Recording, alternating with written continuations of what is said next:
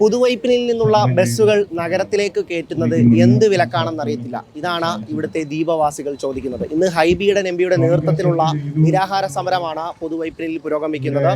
ഒരു ജനതയുടെ സഞ്ചാര സ്വാതന്ത്ര്യത്തെ അട്ടിമറിക്കുന്ന രീതിയിലുള്ള സർക്കാർ നീക്കത്തിനെതിരെയാണ് യൂത്ത് കോൺഗ്രസിന്റെയും ഒക്കെ നേതൃത്വത്തിൽ വലിയ ഒരു പ്രതിഷേധ സമരവുമായിട്ട് നിരാഹാര സമരവുമായിട്ട് മുന്നോട്ട് പോകുന്നത്. ഇന്ന് ഹൈബിയുടെ എംപിക്ക് പിന്തുണ പ്രഖ്യാപിച്ചുകൊണ്ട് ശശി തരൂർ കൂടി ഇവിടേക്ക് എത്തുന്നു എന്നുള്ളതും പ്രത്യേകതയാണ്. ഈ റിപ്പോർട്ടിലേക്ക് പോകാം.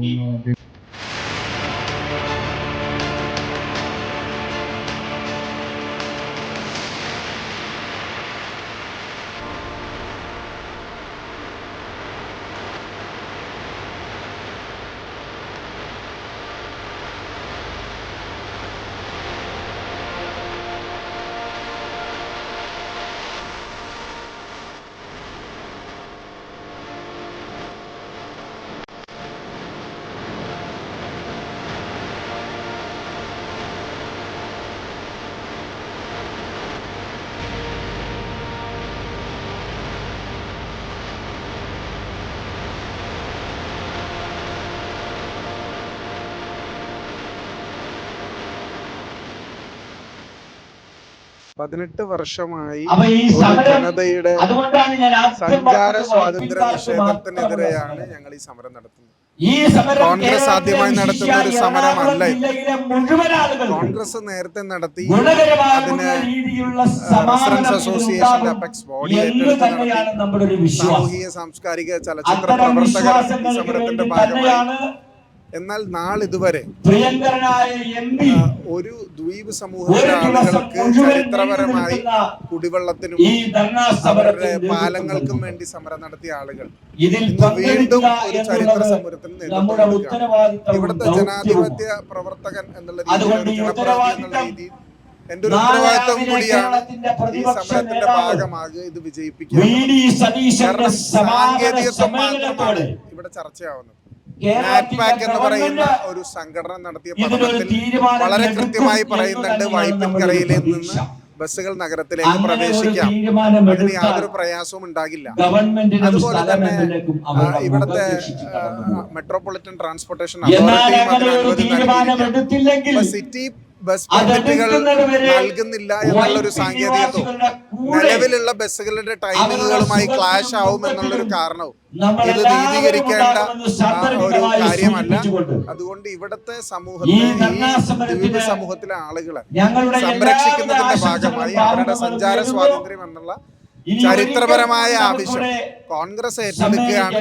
ഇതിന്റെ വിജയം കാണുന്നത് വരെ ഞങ്ങൾ ഈ സമരവുമായി മുന്നോട്ട് പോകുമെന്ന് DCC അധ്യക്ഷൻ പ്രഖ്യാപിച്ചിട്ടുണ്ട്. അതിന്റെ ഭാഗമായിട്ടാണ് ഞങ്ങൾ ഈ സമരം.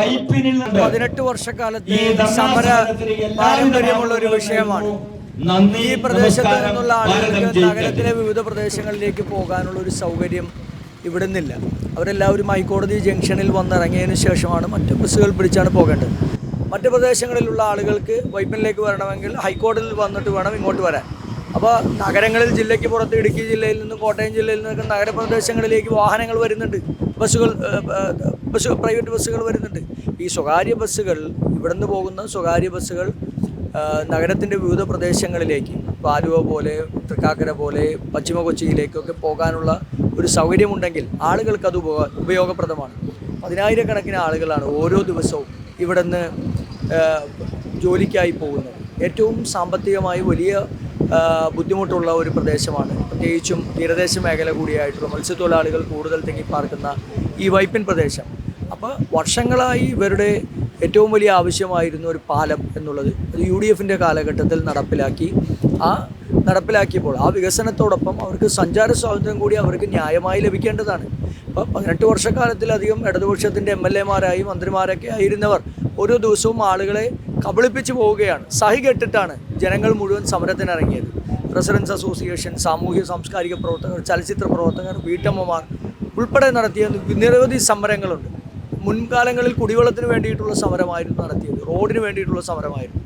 പാലവും റോഡും എല്ലാം വന്നപ്പോൾ ഏറ്റവും അവസാനം ഇപ്പോൾ സഞ്ചാര സ്വാതന്ത്ര്യത്തിനു വേണ്ടി ഈ പുതിയ കാലഘട്ടത്തിൽ, ആധുനിക കാലഘട്ടത്തിൽ നഗരത്തോട് ചേർന്ന് കിടക്കുന്ന ഈ തീരദേശവാസികൾക്ക് നടത്തേണ്ടി എന്ന് പറഞ്ഞാൽ അത് ദുഃഖകരമായിട്ടുള്ള ഒന്നാണ്. അവർക്ക് അനുഭവം പ്രകടിപ്പിച്ചാണ് ഹൈബി ഈഡൻ 24 മണിക്കൂർ ഇന്ന് നിരാഹാര സമരത്തിന് നേതൃത്വം കൊടുക്കുന്നത്. ജില്ലാ കോൺഗ്രസ് കമ്മിറ്റിയുടെ നേതൃത്വത്തിൽ നടക്കുന്ന ഈ സമരം ഇതിൻ്റെ ലക്ഷ്യം കാണുന്നതുവരെ അടുത്ത ദിവസങ്ങളിൽ ഇതിൻ്റെ ഈ ബസ്സുകൾക്ക് പെർമിറ്റ് കൊടുക്കാനും സ്വകാര്യ ബസ്സുകൾക്ക് നഗരത്തിലേക്ക് പ്രവേശനം ഉറപ്പുവരുത്താനും വേണ്ടിയിട്ടുള്ള ശക്തമായ സമ്മർദ്ദം കോൺഗ്രസിൻ്റെ ഭാഗത്തു നിന്നുണ്ടാകും. ഈ സമരം കോൺഗ്രസ് ഏറ്റെടുക്കും. ഇത് വിജയം കണ്ട് ഞങ്ങൾ പിന്മാറുകയും